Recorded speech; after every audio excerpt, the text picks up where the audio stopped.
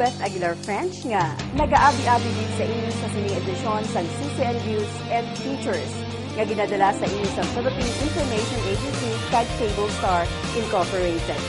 Nanging maragtason ang Marso 23-27 sa probinsya sang Iloilo, partikular sa Banwa sang Lucena. Sa nauna kay Fernand Lilibo ka mga Ilonggo, lakip ang pila ka mga dumuluong ang nagtipon sa Banwa sang Lucena agud ipakita ang ila suporta sa ginakabig pinakadako nga volunteer movement sa pusod, ang 2013 Bayani. Na ang lungkot, mapapawi ang takot, mabangon ng nadapa, igising ang... Bayani Challenge is an annual event calling all volunteers all over the Philippines to come together and work for 5 days. This is Love for God and Love for Country. So, out of the expenses of each volunteer, they come together to build homes, to refurbish schools, to be with children, what we call the Paraiso Pambata, and also to cultivate farmlands para sa particular site or particular village na construct. Tuig 2006 ang gilunsar ang Bayani Challenge sa St. Bernard, Southern Leyte. Agud buligan ang 25 ka mga pamilya nga naapektuhan sang landslide sa barangay Ginsaugon, St. Bernard. Kapin sa 400 ka mga volunteer ang nagsabat sa panawagan sa paghatag sang pagkaon, bulong, kag iban pa nga relief services sa mga apektado nga pamilya. Humalin sang 2006 ang Bayani Challenge nagpadayon, nagdako, sa di nagaganyat kag nagatipon ini sang madamo nga volunteers sa mga lugar nga ginahiwatan sa tagsa katuig sa ilaman paghangad nga makabulig kag makahatag sang paglaom ilabi na sa mga imol kag walay puluyan kag duta nga katuran. Humalin sa 400 nanging 3,000 ka mga volunteer ang nagpasakop sa Bayani Challenge 2007 nga ginhiwat sa Goa kag Calabanga sa probinsya sang Camarines Sur, Albay sa Naga, Buena Vista, Cagasan sa Marinduque kag Sorsogon. Sa madumduman, kaping sa 230 ka mga pamilya sa sining mga lugar ang naapektuhan sang si Bagyo Riming ang nag-igo sa Bicol kag Southern Luzon. Nagtipo ng mga volunteers agud ipatindog kag liwat panamion ang puluyan sa mga biktima sa sining mga lugar kag hulot klasihan. Kapi naman sa 1,000 ka volunteers ang nagpangisog nga magpadulong sa Bukidnon kag Lanao del Sur para sa Bayani Challenge 2008. Hindi lamang sa pagkabalaka sa 70 ka mga pamilya nga Muslim, apang agud mapasanyog man ang brotherhood kag kalinong sa tunga sang Kristiyano kag Muslim. 1,000 kag 100 man ka mga tawo ang nagboluntaryo nga magpatindog sang balay sa 73 ka pamilya sa Sulu kag siyudad sang Zamboanga sa Bayani Challenge 2009. 1,200 ka mga volunteers ang nagsabat sa panawagan sa Bayani Challenge 2010 nga ginhiwat sa Bataraza, Palawan agud sa pagpatindog man sa puluyan sa mga imol nga pamilya, ilabi na ang 70 ka mga pamilya nga benepisyaryo dito kag subong man pagpakita sang ila pag-ulikid sa palibot.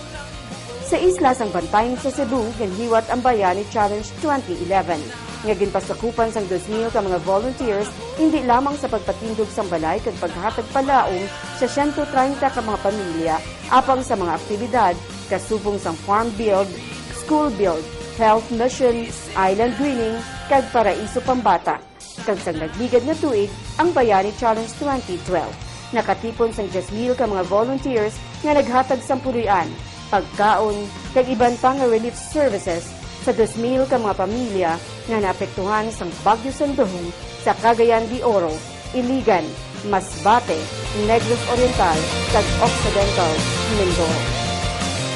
Sa siningatuy, tugaman sang kadalagan sang mga nagliligad nga Bayani Challenge, ginsigahom sang organizers sang sinuman nga kahiwatan, ang Pilipinas Natin, kag ang makatuwang sining nga mga organisasyon nga ipatigayon sa 37 ka mga lugar sa 33 ka mga nagkalain-laing nga kaprobinsyanan sa pungsod ang Bayani Challenge 2013. Sa diin ang Banwa sang Lucena ang napilian bilang site para sa Iloilo Leg sang sining multi-sectoral partnership. Yan para diri sa Iloilo Leg sa Bayani Challenge. New Lucena was the big town because for the past 2 years, the Santa Barbara Golf Club always hold its annual golf cup for a cause. So, ang funds nila na kuha after each tournament are really allotted for the New Lucena Gawad Kalinga Village. So, this is actually what we call the Golfers Gawad Kalinga Village. There is a may barangay Kabugao.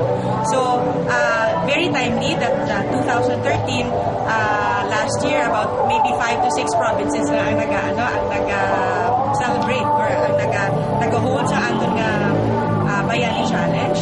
But Subongya, 33 provinces. So one of those provinces is the New Lucena. And we're very pleased, very happy, joyful that of course we were given the privilege ni Antonio Tony Milota, si Tito Tony, what we call him, Lydia Fandi, no?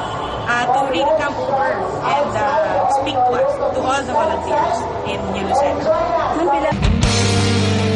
Una pagid lamang nga adlaw, masobra na sa 3,000 ka mga volunteers ukon bayani ang nagpalista sa pagpasakop sa Bayani Challenge 2013. Estudyante, kababaihan, mga empleyado sa bangko, pribado nga kompanya, korporasyon kag ahensya sa gobyerno ang nagpakita sang ila kakunyag nga magpasakop sa 5 ka adlaw nga kahiwatan nga ginagayahan sa karon nga tuig nga tema, isang bayan, isang bayanihan. Normally, one province Bayani Challenge event would encourage around 2,000 participants. Pero we are so pleased to share to everyone that there are a lot of big hearts galiman here, no? So we are running around 2,800 to around 3,000 na subukan lang. So panamigin ang batsagon nga ang Pilipinas, no, it's not what we call nga ng less ang resources. Sometimes it's just less ang atong pagpalangga. Medyo less lang gawa ang atong concern sa ibang nga tao. So this is a culture actually of inculcating to everyone joining the Bayani Challenge na let's come together and continue to love, to continue to care, and continue to give hope and dignity to the other less fortunate, especially ang medyo ubos natin ng mga brothers and sisters. Ang composite.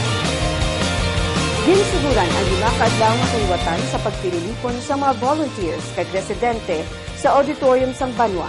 Pinaagi sa isa ka opening program sa diin ginabi-abi ang mga pumalasakop ni Mayor Lizelle Mondiar Sevilla kag ni Gawad Kalinga Iloilo Head Mary Rose Cacho. Ang mga volunteers ang ginpaintindi man sa aktibidad nga patigayunon kag mga regulasyon nga ila pagasundon sa sulod sang 5 ka adlaw.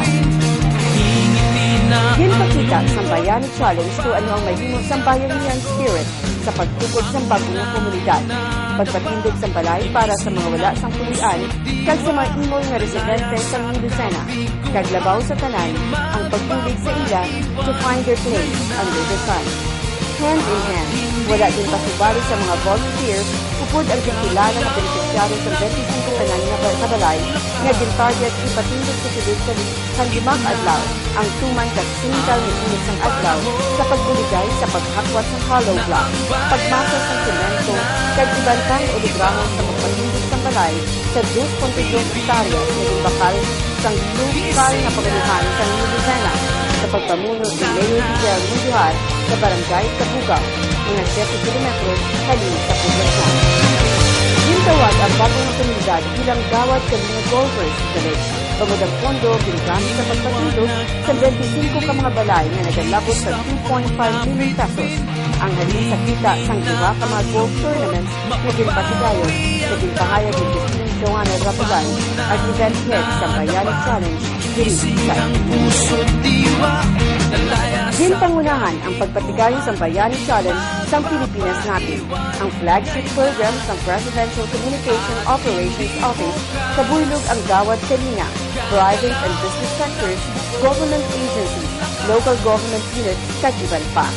Pagabuligan sang Gawad Kalinga ang mga komunidad na maging sustainable, pinaagi sa nanuay buhay ng mga programa, kalakit-kiri ang mga proyekto sa produksyon sa pagkaon, edukasyon, ikaayong lawas, social services, kag palangabulian.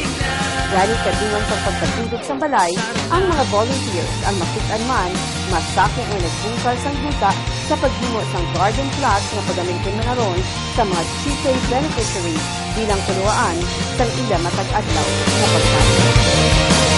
Sa silidman sang 5 ka adlaw, 4 ka mga bulutuan sa Banwa sang Milicena ang nakabenepisyo na gikan sa school bill kag Paraiso Pambata activities sang Bayani Challenge 2013. Diri ang mga volunteers na gulunggay sa pagpunta sa pader, pulutuan sa mga eskwelahan sang Wari-Wari Elementary School, Tagban Elementary School, Hanibaan Elementary School, kag ang Hilikuon Kabugaw Elementary School. Ginatus naman ka mga kabataan ang nagpasakop sa storytelling, feeding, inampang sa mga lectures, ilabi na sa maayong nga pamatasan, naging patigay man sa mga volunteers. Kailan pa Agudnos mangin masadya ang pagpakita sa pagtalangga sa pusod kag mapasanyog ang relasyon sa mga volunteers kag sa mga residente, mayara man mga aktibidad pagkatapos ng house bill kag school activities sa tagsa kaadlaw. Kasubong sa lahi competition, talk sessions, kinanta, kag sinaot sa kahapon kag gabi.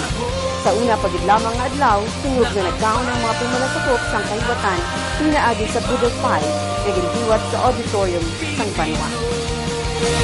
Buay naman sa kapitan ang magpasalamat sa mga gintilala nga benepisyaryo sa 25 ka mga balay na ginpatindog sa bagong komunidad. Sunod sa ila ang konkreto nga balay ang makahatag sa ila sang kampante sa ila pagtulog, tuhay sa ila mga nagatulog ang kamalig ukon balay sa tiun sang tagtululan kag nahamsang sa mga delikado nga lugar kasubong sang pangpang sang suba. Sunod sa iban, kung basihan lamang ang ila kita sa karon, wala din sila maglaong nga makaangkon sang kaugalingon nga balay. We have assigned the screening committee. Nag sila ang explain sa beneficiaries. So, hindi mo, sa mga barangay captains, pwede announcement, may mga tao, hindi dyan ang individual na kanto din nga, who wants to avail na houses. Pero kung sila lang, palista ko lang na, then there will be screening. So, ang ato ni MSWD,